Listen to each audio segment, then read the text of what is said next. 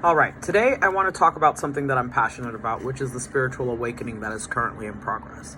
And there are several phases or levels or stages of the awakening process, but the reason that I call it a process is because that process is fluid and you wash in and out of different phases and you revisit them throughout your entire awakening process. Okay, so my company is called Silver Lining Spirals, and it's because you ride these silver lining spirals up out of the muck of the abyss of your depression and your disturbance and your sadness, and you ascend as you raise your frequency and you get more focused, okay, like a unicorn horn, until you've hit a plateau of sorts where you're constantly manifesting what it is that you want, what you need, and how you need to get about it, okay?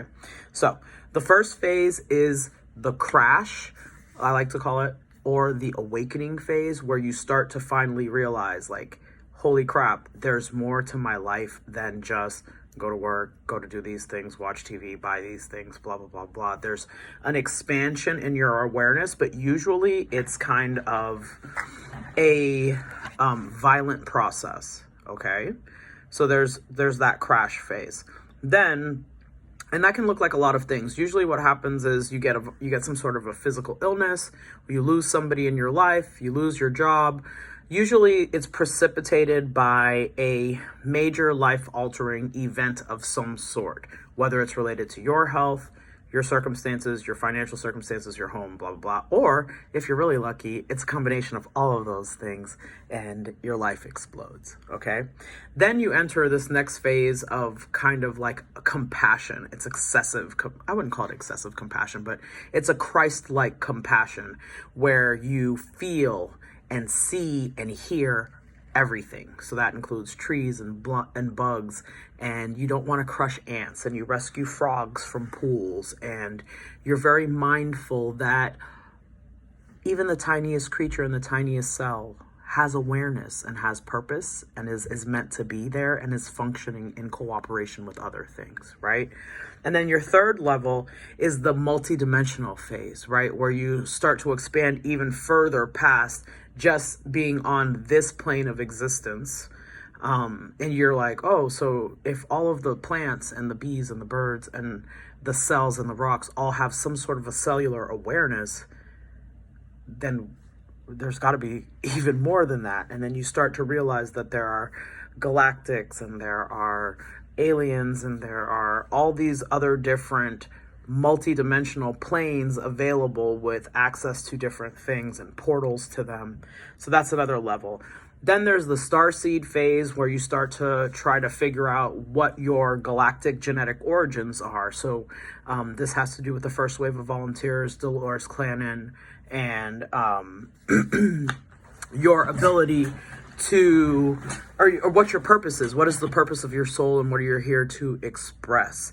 And then lastly, well, it's not really lastly, but there's a grief section, right? So there's a grief phase where you grieve the loss of your old life, the loss of all the things that you've lost in your awakening, the loss of the fact that you were asleep and now you have to deal with being awake, because once you wake up, you really can't go back.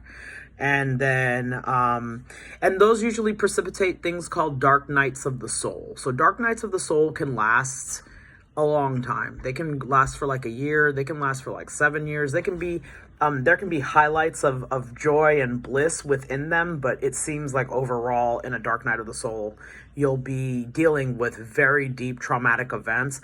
They'll come and surface up so that you're able to process them out and deal with them appropriately to help raise your vibration. So this, usually dark nights of the soul help you deal with trauma in your life, usually from your childhood, from your ancestral lineage. And then after that phase, you actually get to a phase of almost demon slaying. I don't want to really call it demon slaying because it's really an energy, but understanding about negative attachments and connections and the way that energies can feed off of you, and learning how to protect yourself and gain like boundaries, right? So then after that phase, then you're like, well, I need boundaries because now my awareness is so expanded and all of these things are coming in and there is a constant influx of things, right? So you start to learn boundaries because not everything is your business. At first, it's really fun because you're really curious. You're like, oh, look at all these things. Look at all these gifts that I'm learning. And in this entire process, you are gaining access to your own internal gifts. So you're gaining clairaudience, claircognizance, clairsentience, clairgustance. I can't say that word right now.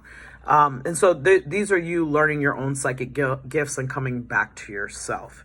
So these are just some of the sections of the awakening that I wanted to talk about today, because it's important for people to realize that there's an awakening in progress, and whether or not you believe in it or not, it can still be happening to you. You don't have to believe in God. You don't have to believe in a higher power. You don't have to believe in any of that. You can be an atheist and still have this affect you.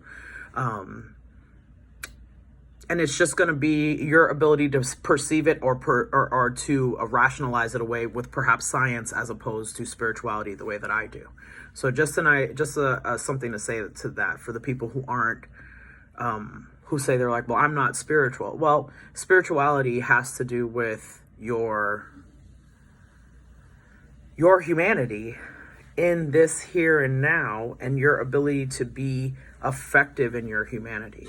And for me, spirituality is the way that I'm most effective in my humanity, considering the myriad of things that are going on in the world that would otherwise threaten to have me want to unalive myself, because my empathy is overwhelmed by the cruelty that I see on a daily basis. Okay? So, just a little on spiritual awakenings.